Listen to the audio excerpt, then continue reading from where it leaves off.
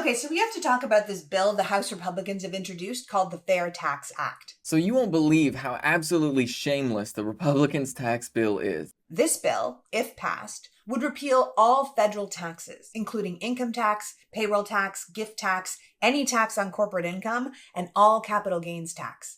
And it would replace them with a national sales tax of 30%.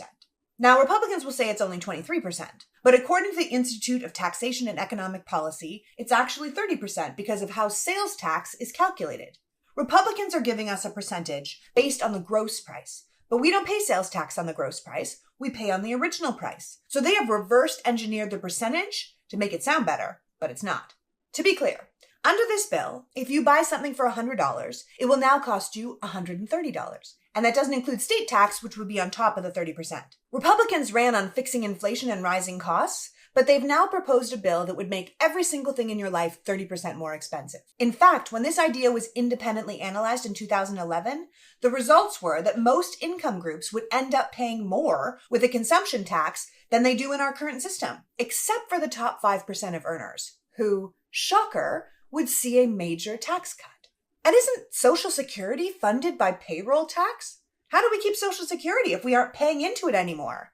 Oh yeah, we don't. So this TikTok by Politics Girl did an excellent job of pointing out all of the absurdity of the Republican tax plan, namely the idea of replacing all taxes with just a sales tax that would effectively be 30%. Now, there's so many layers to this that are completely absurd, aside from the fact that, of course, that's not really how taxes are meant to work in the first place anyway, and then, of course, there's the layer of this would basically demolish Social Security and a ton of other programs. There's also two core realities that need to be understood. First and foremost, this would disproportionately affect the poor. Like, it would unbelievably affect the poor in such a way that regular working class Americans, basically anybody that is paid hourly, would have to pay a huge amount more for the things that they're buying. And while they say, oh, but your taxes are lower, your taxes are lower, the price increase on everything would be so much so that all of your theoretical gains in terms of paying less taxes would be gone. Not to mention the fact that a lot of the taxes that working class people pay already comes back at the end of the year when you get your tax return.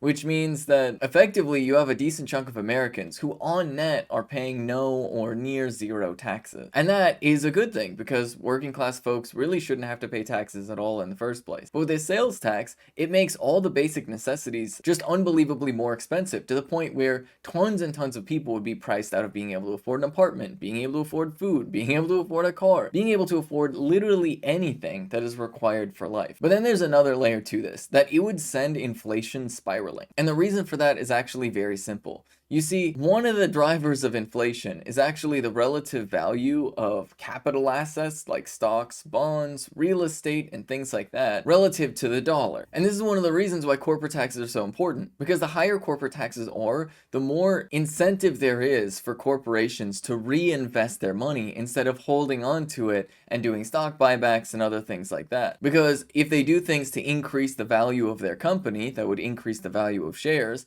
that would actually have a much greater impact on the company than taking in profits and paying a huge amount of tax on those profits. And so when corporate taxes are high, that tends to slow down inflation because corporations are incentivized to engage in growth-based behavior. When you get rid of corporate taxes like that, then all of a sudden those incentives go away and their goal is to maximize profits, to cut investments, to take in as much cash as they can so that can be converted into investing in more real estate, into dividends for their shareholders, and all of the types of things that would increase the value of capital assets, but actually decrease the value of cash. Which means when the value of cash is decreased, everything ends up costing more. And so Republicans are painting this as some sort of method to like combat inflation and like help people with a tax break. But the actuality is, it would do the exact opposite. It would basically give rich people an extreme amount of wealth and leverage over the entire economy by basically entirely siding our tax system to the people who make their money through capital gains and things like that,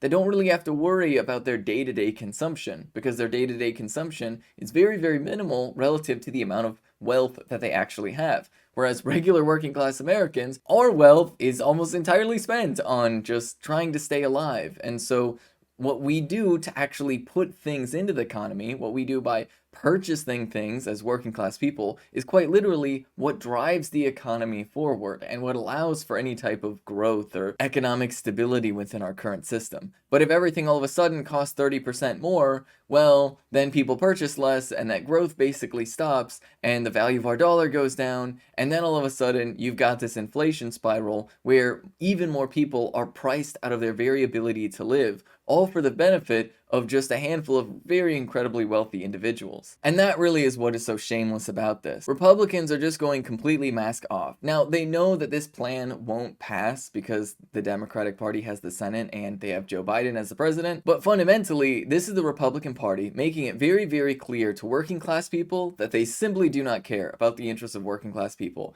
and making very, very clear to the wealthy that they would literally destroy the entire United States economy if they thought that it would slightly increase the wealth of extremely wealthy individuals. Because we have to remember one thing that's very important about taxes. Taxes are how governments create demand for cash, which is why when you have incredibly wealthy individuals that have the choice between cash and capital assets, you want to tax them more so that cash can actually keep its value and you don't get sucked into an inflation spiral. But with working class people already have a very high demand for cash just because we have to go about our daily lives with cash in order to buy the things we need to live, which means it doesn't make any sense at all to tax working class people very much, if at all. And yet this basic economic reality is something that the Republicans entirely deny across the board, all because they want short-term gains for their top donors to their political campaign.